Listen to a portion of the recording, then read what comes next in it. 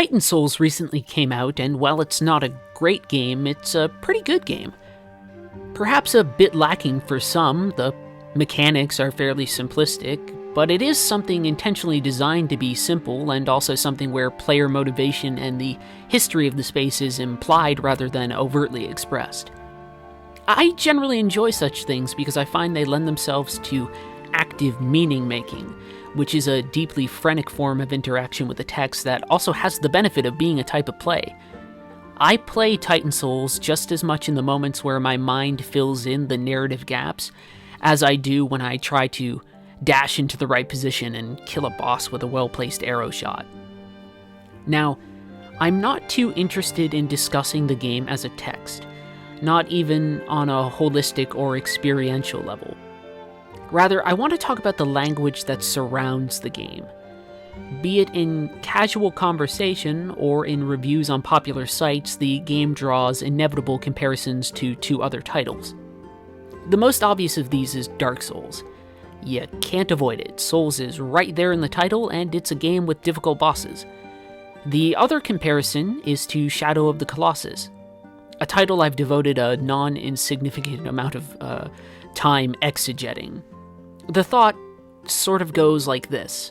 Small character fighting big monsters, well, it must be like Shadow of the Colossus. Except the logic outlined above, hard bosses making something Souls-like and grand-scale combat making something like Shadow of the Colossus, is sort of a problematic approach that treats a text less like its own entity and more like the cobbled-together love child of previous titles. Now, to an extent, all games are influenced by what came before, and Titan Souls does wear the inspirations gained by the aforementioned titles fairly proudly, but it also remains an entity unto itself. The formula of X meets Y is a convenient conversational shorthand, to be sure. The value of referential points in evoking certain images in people's minds regarding the identity and even the play of a game can be incredibly useful.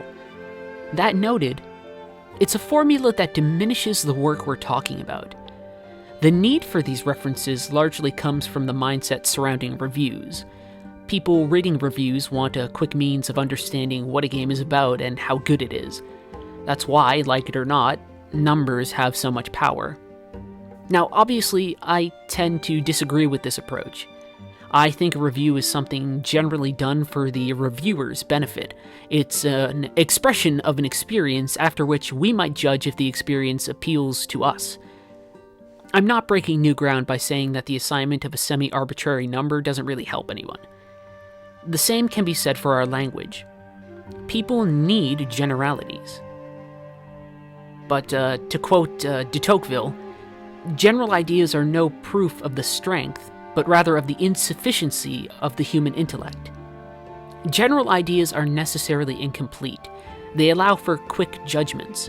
Saying that Titan Souls is like Dark Souls meets Shadow of the Colossus is to create a general idea that's insufficient for capturing the value of Titan Souls, while also dragging down the other two titles in the process.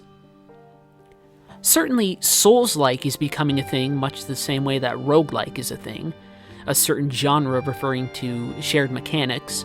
Lords of the Fallen is Souls-like, Salt and Sanctuary is Souls-like, Dragon's Dogma. The establishment of this general idea of Souls-like is not necessarily a bad thing, but right now it is incomplete. When it comes to something like Shadow of the Colossus, there's not really a Shadow of the Colossus-like. Team Eco games tend to sort of stand by themselves in their own category.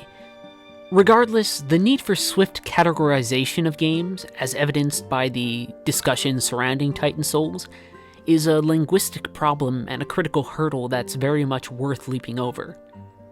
We need to respect text as complete entities. In doing so, we're able to worry solely about the text and examine it free from the general ideas that might otherwise weigh down the eyelids of our metaphorical gaze. So, cut it out, okay?